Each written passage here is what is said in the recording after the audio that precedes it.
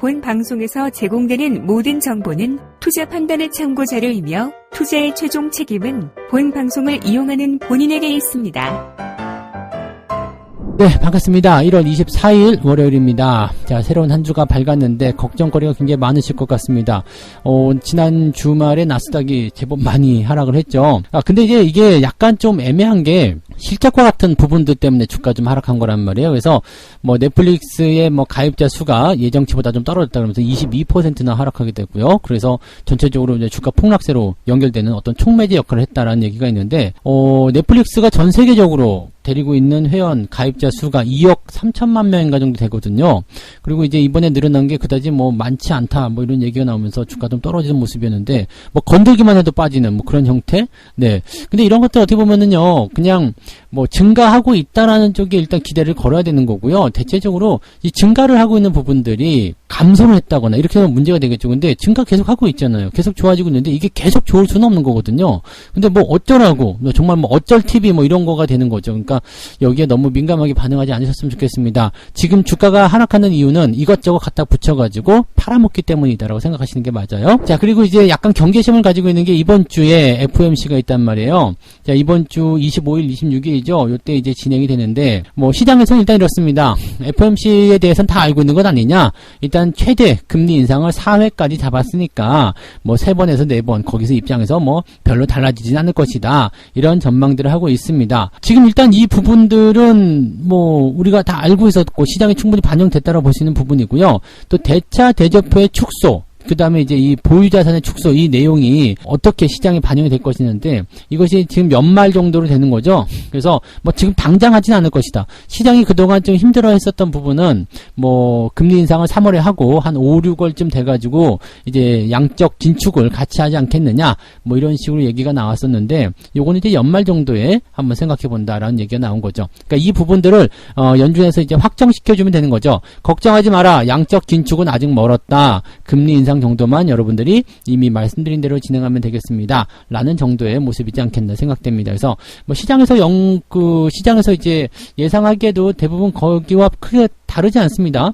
그냥 뭐 확정적으로 나온다, 뭐 11월에 하겠다, 뭐 12월에 하겠다 이런 게 아니고요.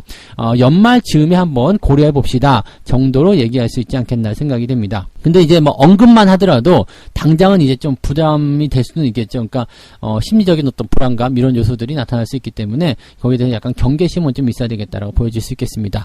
또 오미크론에 대한 이야기들도 많이 있습니다만, 뭐 영국 쪽에서는 지금 방역 패스 종료한다느니, 뭐 감염자 수가 줄어든다느니, 물론 국내에서는 상황이 좀 다르긴 합니다만, 해외 시장 상황 속에서 뭐 글로벌적으로는 약간 좀 줄어드는 형태, 좀 약간 뭐라 그럴까요? 오미크론에 대한 그런 경계 심리가 많이 떨어지고 있는 그런 상태가 되면서 지금 이쪽 부분이 좀 살아나게 된다라면 뭐 실적이 좀 나쁘다든지 이런 부분이 나타났다 하더라도 향후 기대감을 통해서 주가가 상승할 수 있지 않겠는가, 이런 쪽으로 볼 수 있을 것 같습니다. 아직까지 문제는 이제 시장이 반영되지 못하고 있다라는 것이 중요한 거겠죠. 그래서 뭐 지금 나쁜 악재들은 시장이 이미 반영이 됐고, 그 다음에 좋은 호재성 기대감들은 시장이 반영되지 못하고 있다. 이것이 지금 가장 큰 문제라고 좀 보실 수 있겠습니다. 자, 그 다음에 국내 증시로 돌아오게 되면 LG에너지솔루션이 지금 27일 날 상장을 하게 됩니다. 이렇게 되면은 일단 LG에너지솔루션을 사야 되기 때문에 기타 주변의 대형주들에게서 매도가 좀 나타날 수 있다. 이게 이제 일반적인 분석이에요.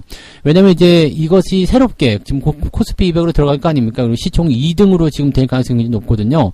증권사에서 예상하는 그 목표치가 53만원 정도, 즉 상장 당일날 예상 종가가 53만원 이렇게 보고 있는데, 이거는 뭐 이렇게 확실히 볼 수 있는 부분은 아니죠. 근데 어쨌든 53만원 정도 예상하고 있다라고 합니다. 근데 이렇게 된다면 시총이 125조 원, 하이닉스보다도 앞서게 된다. 그러니까 시총 2등으로 바로 올라갈 수 있는 상황이 만들어진다는 건데, 뭐 가격을 이렇게 찍어낸다는 것 자체가 사실은 좀 신뢰성화 좀 떨어지는 부분이 있죠. 그래서 가봐야지 하는 거지 뭐 어떻게 될지는 모르는 거죠. 그래서 그 당일날 상황이 좀 어떻게 될 것인지 그런 것들 좀 보면서 진행하실 필요가 있겠는데, 문제는 이렇게 이제 대형주가 꽝 하고 들어가게 되면 이놈을 이제 추종하는 그런 패시브 자금들이 있잖아요. 그래서 이걸 사기 위해서 자금을 마련해야 되잖아요. 그러니까 대형주 쪽에서 십시일반 매도가 나올 수 있다는 얘기가 되는 거죠. 그 매도를 통해서 자금을 만들고 그 다음에 에너지 솔루션을 매수하게 된다면 대형주 쪽에 전체적으로 이제 수급적인 약세가 들어가게 되는 거고요. 그 다음에 분위기가 조금 다운될 수 있는 상황이 좀 만들어질 수가 있다는 얘기가 되겠죠. 하지만 기대를 좀 걸고 있는 게 뉴스 기사에서 이런 거 보셨을 거예요. LG 에너지 솔루션 청약자금 지금 반환을 받았잖아요. 그게 이제 111조 원 정도 된답니다. 그게 이제 시장에 들어올까요?인데 글쎄 뭐 비트코인이 지금 계속 폭락세를 보이고 있기 때문에 뭐 그런 부분을 봤을 때 마땅한 투자처가 없어서 주식시장이 좀 저평가되지 않았냐 이렇게 해서 들어올 수도 있겠습니다만 111조 원 빚 갚아야죠. 네, 빚내서 들어온 거 또 잠깐 융통한 돈일 수 있는 가능성이 굉장히 많은데 그거를 네, 주식시장에다 다 쏟아붓는다? 그것은 좀 기대하기 어려울 것 같아요. 그래서 일단 이번 주도 약간은 좀 부담스럽다라고 볼 수 있겠고요. 대신에 이제 지금 주 말로 들어가게 되면 이 LG 에너지 솔루션에 대한 네, 그런 부담감 당연히 있을 거고요. 그 다음에 이제 설 연휴가 또 온단 말이에요. 그래서 설 연휴를 앞둔 시기이기 때문에 투자자들이 약간 좀 애매하지 않겠나 생각합니다. 이게 지금 분위기가 좋게 마무리가 된다라면 투자자들이 그냥 매수를 한다거나 아니면 보유한 채로 넘어가게 될 가능성이 굉장히 높은데 분위기가 조금 찜찜하게 마무리가 되면은요. 이게 지금 연휴 동안에 뭘 어떻게 할 수가 없잖아요. 그런데 미국 증시가 갑자기 뭐 폭락세를 더 보인다든지 전 세계적으로 좀 불안한 장세를 보게 되면 뭐 그냥 연휴를 좀 걱정거리로 이렇게 날려버리는 수가 있어요. 그러니까 투자자들 입장에서는 좀 매매를 하기 싫어하는 그런 상황이 좀 벌어지게 되는 거죠. 이번 주 경제 지표들이 계속 좋지 않기 때문에 거기에 대한 부담감이 좀 있을 것 같아요. 그래서 뭐 지금 FOMC도 일단 있는 거고요. 그 다음에 지금 뭐 그냥 간단하게만 좀 그 중요 지표들을 좀 살펴보게 되시면은요. 소비자 신뢰 지수 이런 것들도 좀 떨어지는 부분들이고요. 그 다음에 제조업 지표, 그 다음에 서비스업 PMI 지표 이런 것들이 전부 다 떨어집니다. 지금 월요일부터 발표되는 지표들인데 다 떨어진다라고 되어 있고요. 리치몬드 제조업 지표도 지금 떨어져 있는 상태. 예상치가 그렇습니다. 그 다음에 그리고 나서 이제 FOMC가 발표가 되고 그 다음에 사전 GDP 요거는 이제 조금 네, 괜찮은 듯한 느낌이긴 합니다만 전체적으로 통으로 치게 되면은 또 이것도 약간 성장성이 좀 줄어들었다는 얘기가 좀 있습니다. 그리고 내구재 주문도 지금 제법 많이 줄었어요. 지금 플러스 2.6%가 이제 지난달에 발표된 건데 이번에 발표가 마이너스 0.5예요. 그러니까 예상치가 이렇게 나오게 되면 좀 이것도 힘들겠죠. 그 다음에 실업 청구 건수는 지난주에 워낙 많이 나왔기 때문에 조금 줄어들 것이다는데 26만원 건 정도로 예상이 되고 있는 상태. 뭐 이렇게 된다면 좀 힘들죠. 그 다음에 개인 소득은 조금 증가했을 수 있겠습니다만 지출이 좀 감소하는 모습이에요. 이거는 우리가 참고해 본다면 소득이 늘어나도 지출이 좀 줄어든다. 이 내용은 굉장히 좀 부담스러운 내용이 될 수 있습니다. 왜냐하면 돈을 벌긴 버는데 뭔가 위기감이 있다는 얘기야. 그래서 소비를 안 하게 되면은 그 부분들이 이제 소득을 했기 때문에 기업들 입장에서는 비용이 지출됐잖아요. 그게 이제 소비로 돼가지고 기업들 실적으로 증가가 돼야 되는데 소비를 안 해버려. 그러니까 기업은 비용만 계속 지출하게 되는 상태. 그 다음에 개인들 입장에서는 지금 위기 상태. 그래서 더 움츠러드는 그런 상황이 벌어질 수가 있는 거죠. 그러니까 지금 경제 지표들 상황들이 굉장히 안 좋습니다. 물론 이제 좋다고 해가지고 주가가 꼭 올라가야 되는 건 아니겠습니다만 지금 이번 주에 발표되는 경제 지표들이 약간 우울한 그런 상황들을 보여주고 있는 데다가 주말로 가면서 계속 변동성이 생기겠죠. 그러니까 LG 에너지 솔루션, 그 다음에 설 연휴에 대한 부담감, 그 다음에 이제 뭐 FOMC를 지나면서 이제 변곡점이 나올 것이다 이런 전망이 나오고는 있지만 이 부분들이 계속 불확실한 그런 내용들을 품고 있다 보셔야 되겠습니다. 어떻게 본다면 이제 월말 윈도우 드레싱 효과는 어디론가 실종될 가능성도 굉장히 높지 않을까 생각되는데 뭐 그래도 이제 걱정스러운 부분들이 굉장히 크면 주가가 대체적으로 그냥 반등을 하는 경우들이 있기 때문에 일단 네, 주 초중반까지 좀 올려놓고 그 다음에 움직임들을 좀 보시는 게 맞지 않을까 생각합니다. 아직까지는 여러분들이 매수를 서두른다거나 공격적으로 대응하셔야 될 이유가 없을 것 같다고 판단되니까요. 너무 서두르는 매매는 하지 않도록 하시기 바라고요. 충분히 좀 지켜보면서 대응하시면 좋을 것 같습니다. 두 번째 이야기로 넘어가 보도록 하죠. 코스피가 4분기 실적 전망치가 하향 조정이 되고 있다. 한 달 전보다 6.3%가 내려갔다. 이런 얘기가 나오고 있는데 지난해 4분기 상장기업의 실적 발표가 시작되고 있는 가운데 코스피 상장사의 실적 전망치가 하향 조정되고 있다. 그러니까 지금 실적 발표를 앞두고 있는 기업들의 실적이 별로 안 좋을 것이다라는 얘기가 나오고 있는 부분들입니다. 지금 보면은 이제 지난해 4분기 연결 기준 영업이익 시장 전망치가 48조 5,600억으로 집계가 됐는데 1개월 전에는 51조 8천억이었다 이 얘기죠. 그러니까 약 지금 3조 원 정도 조금 넘게 줄어들었다라는 얘기가 좀 나오는 거죠. 그러니까 잠정 실적에 대한 부분들이기 때문에 뭐 예상에 대한 부분들이 어떻게 나올런지 그거는 확정이 되어봐야 알겠습니다만 일단은 뭐 특이할 만한 그런 부분이 없다라는 얘기가 되는 거죠. 특히 삼성전자의 잠정 실적이 시장의 기대치에 미치지 못했다라는 부분들, 이런 것들이 이제 약간 주목을 해봐야 되는 내용일 것 같습니다. 다만 이제 일회성 자금들이 이제 4분기에 좀 많이 나가죠. 이 일회성 자금이라는 것이 보면은 이제 상여금 같은 거예요. 그래서 보통 4분기에는 이제 연말 보너스 이런 거 많이 주잖아요. 이번 연도에 돈 잘 벌었으니까 보너스 좀 지급할게요. 그래서 돈을 많이 주는데, 자, 그런 것들이 이제 다 비용으로 나가는 거죠. 이제 비용으로 처리가 되게 되면은, 이제 그것도 이제 이익에서 제하게 되기 때문에 이익이 좀 줄어드는 경우가 좀 있다. 그러니까 실질적으로 이제 매출이 증가했는데 이익은 감소했다라는 부분들은 대체적으로 이렇게 상여금을 지급했기 때문에 그런 결과들이 나오는 경우가 좀 있다라고 생각하시면 되겠습니다.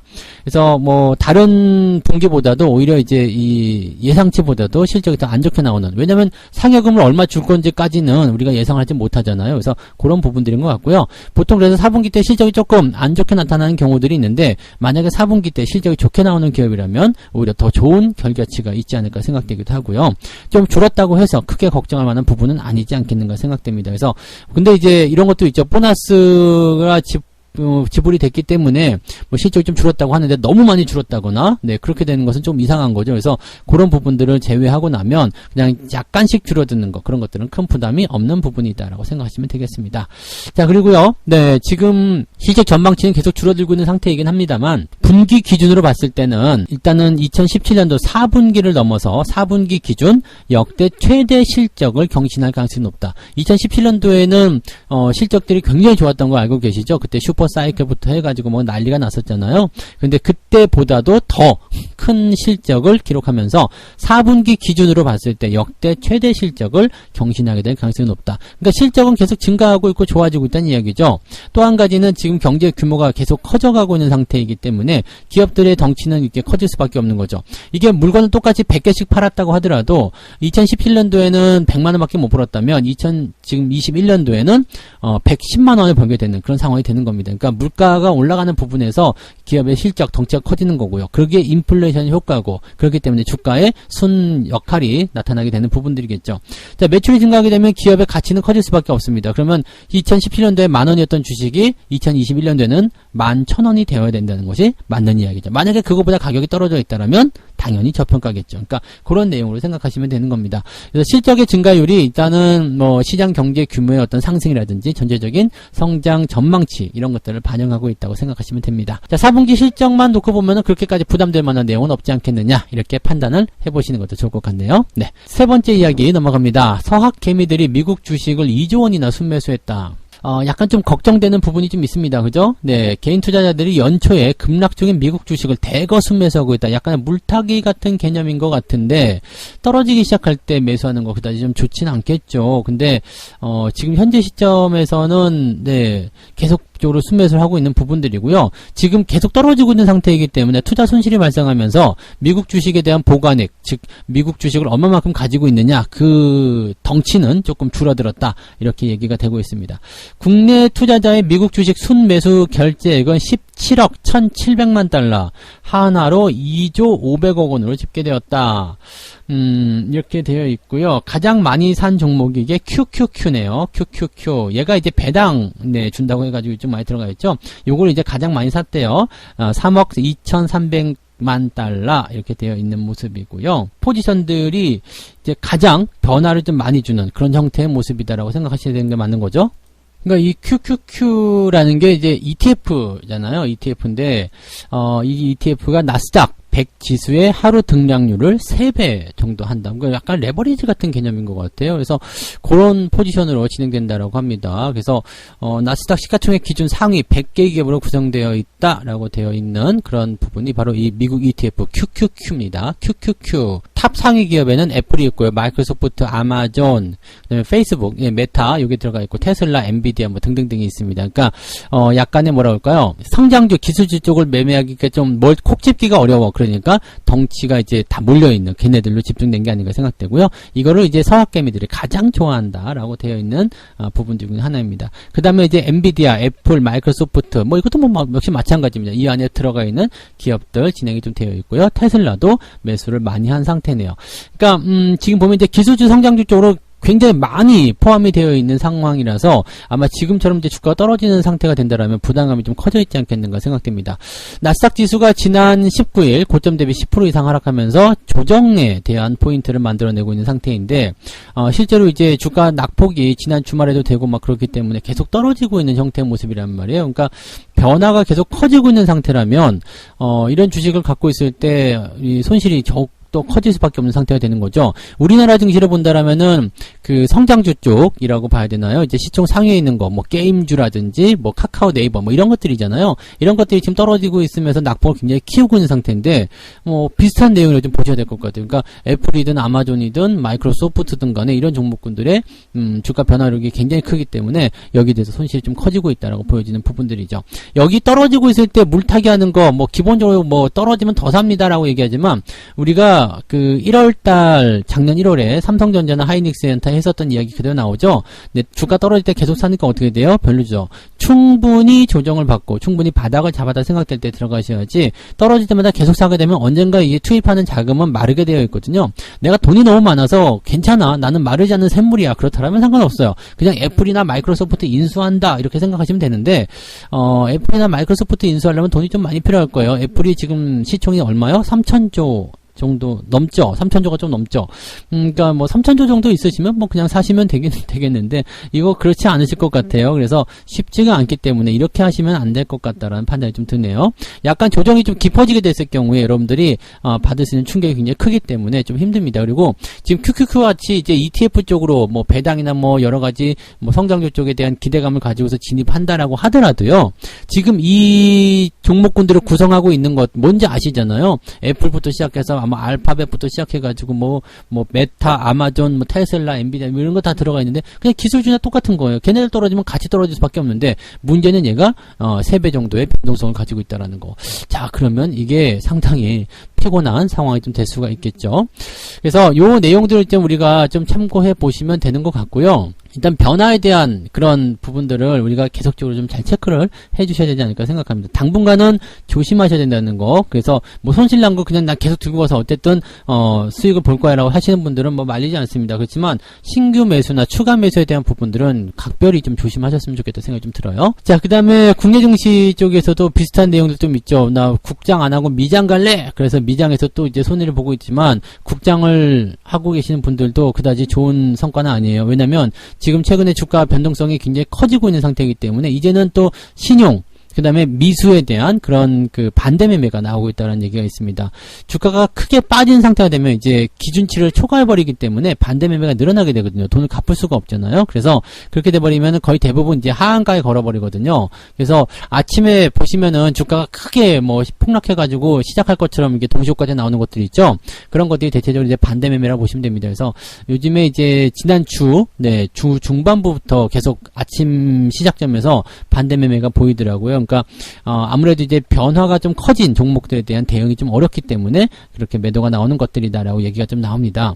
그래서 뭐 지금 미수 같은 경우도 당연히 있을 거고요. 그 다음에 이 신용 같은 경우도 이제 이 증거금이어야 되겠죠. 담보 유지 비율이 좀 이제 충족하지 못하면은 이제 반대 매매로 진행되는 경우들이 좀 있습니다. 그래서 보통 이제 미수 같은 경우 걸어갖고 하시는 분들 많이 계세요. 이제 주가가 바닥이다, 반등 칠 거야라고 생각해서 대응하시는 분들 많은데 또 떨어져 버리면은 이걸 못 갚는단 말이에요. 그러면은 아주 골 때리는 상황이 벌어지죠. 주식을 그냥 팔아버려요. 네. 돈이 있으면 미수 같은 거 안 샀어요. 그 미수 쓸 때 겁 없이 그냥 막 있는 거 그냥 통틀어서 전부 다 그냥 최대한으로 끌어가지고 막 사시는 분들 계시는데 그렇게 하면은 변화가 굉장히 커졌을 때 나한테 피해가 굉장히 크게 되겠죠. 이게 전부 다 레버리지예요. 그래서 레버리지를 잘못 건드리게 되면 좀 힘든데 레버리지 같은 경우는 기본적으로 교과서에 이렇게 나와 있죠.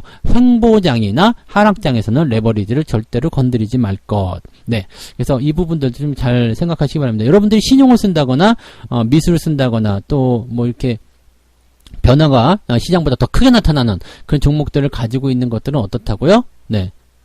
대체적으로 레버리지를 적용시키는 것이다 라고 생각하시면 되겠습니다. 그래서 상당히 부담스러운 내용을 가지고 있다고 보시면 되겠네요. 좀 뭐 답답한 그런 내용들이긴 한데 어쨌든 이런 부분들을 좀 잘 극복하셔야 되는 거고요. 단기간에 그냥 빨리 뭔가를 하려고 그렇게 하지 않으셨으면 좋겠습니다. 이게 쉽게 이렇게 뭐 성과를 막 만들어낸다거나 그런 게 투자가 아니거든요. 그래서 여러분들 충분히 그런 부분들을 좀 잘 고려하셔가지고 투자하시면 좋지 않을까 생각되네요. 네. 자, 보다 자세한 이야기 또 월요일 아침 시장을 또 어떻게 열어야 되는지는 우리가 무료 방송을 통해서 알아보도록 하죠. 조금 있다가 9시에 뵙도록 하겠습니다. 고맙습니다.